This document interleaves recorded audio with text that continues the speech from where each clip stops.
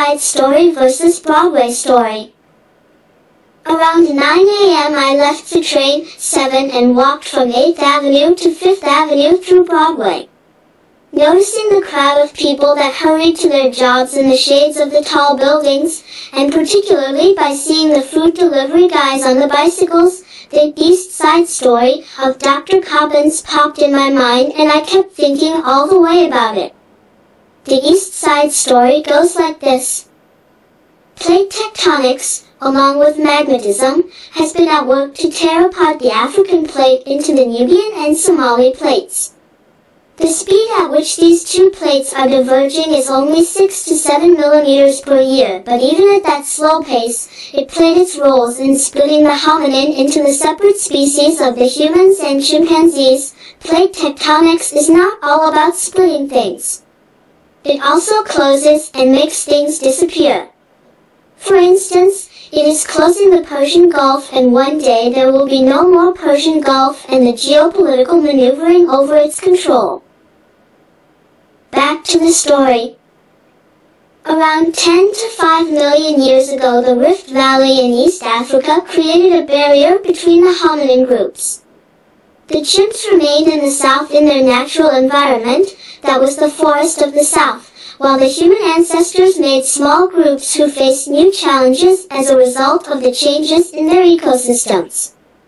The Rift Valley changed the course of the winds loaded with water vapors, and hence East Africa became drier. Also around 7 million years ago, some Tethys sea remnants closed, and as a result the monsoon weakened and the young Sahara Desert appeared.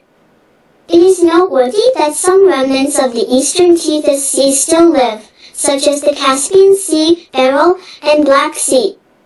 The plain and dry climate favored an upright posture for long-distance walks, the loss of hair and sweating to cool off the body in the heat.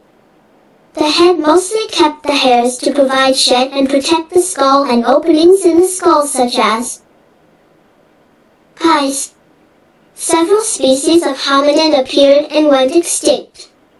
In the process of human evolution, several physical and behavioral traits were favored, such as upright walk, bare skin, shift from polygamy to monogamy, partnership, and division of labor between the male and female, and also the closing gaps between their body sizes compared to chimps populations, where males are bigger, promiscuous in their relationships, and foods are not shared. While there are other climate change stories such as aquatic hypothesis, and also the results of the soils from the area questions the climate change story, the soil samples in the Tugan Hill region of the Rift Valley didn't show a sudden change from forest to savanna during 10 to 5 million years. Still, the overall pattern favors a climate change story that caused the evolution of the humans.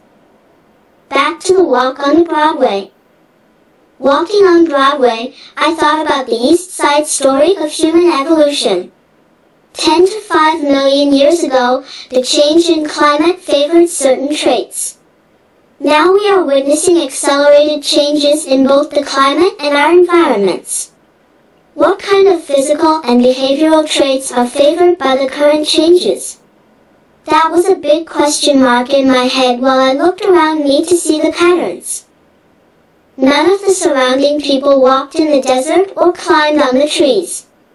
They didn't face the heat, fear of getting hunted, or likewise weren't on their way to collect or hunt for food. The hair on the skull was no more needed, as all the fancy head coverings could work better than hair. Brains took the highest workload in the current environment, and the amount of the energy that was consumed to maintain the hair was unnecessary, as it had lost its basic function of providing shade. Balding or white hair is likely the future of humanity. The coffee was a puzzling issue. I noticed a lot of people holding their coffee cups, a clear sign of a shift in the food choices of humans. The humans are no longer consuming food for survival, but a large portion of food is to keep the brain alert or meet its demands for more dopamine or pleasure chemicals. Most people's ears were hooked to their phones. Supplying the brain with pleasure chemicals by listening to music while walking to work was another sign of the primacy of the brain in the lives of modern humans. The brain has become the major consumer organ in the body of modern humans. I wonder if combined the rate of accelerated consumption by the brain with the outsourcing of most of the brain functions such as memory, calculations, and communication to computers, the human brain slowly evolves and becomes mostly a pleasure-seeking organ? To me, this is a big puzzle.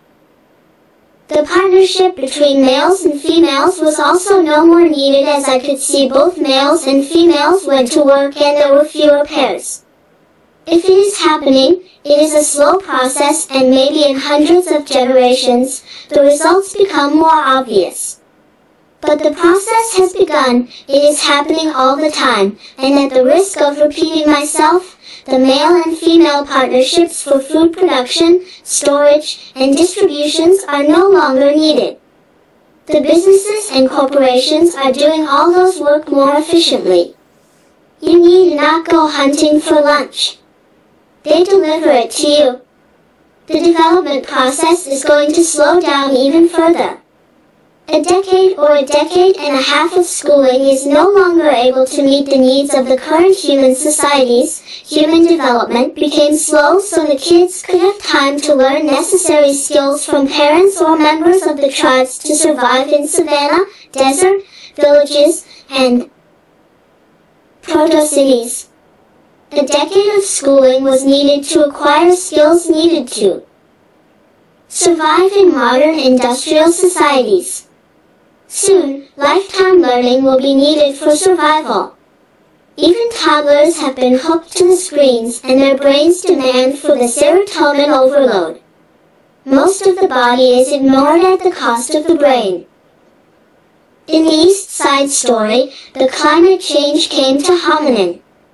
In the Broadway story, humans are bringing the environment, also climate change, to themselves. The concrete buildings have replaced forests, grasslands, and deserts. Our work is no more to collect food but to collect money. The division of labor between sexes is politically incorrect. I intentionally used this terminology because I don't expect something like that in the chimp society. Learning about what is politically incorrect or correct is the example of the behavioral complexity that requires education, or in other words, slowing down human development. When you read news and you see a report where it mentions that A failed to tell the truth about B, instead of straightly, he lied, is another example of the behavioral complexity. While it is argued that humans have instincts/genes for grammar, we need to learn the complexity of expressions that vary across cultures even in the same society. I can go on, but I think those two examples suffice to illustrate the increasingly complex behaviors that human babies need to learn to survive. Digital walls have been erected between human interactions, and the brains are constantly screaming for chemical rewards. What Broadway humans will look down the road? Perhaps we let Hollywood do the thinking for us, which is happening mostly.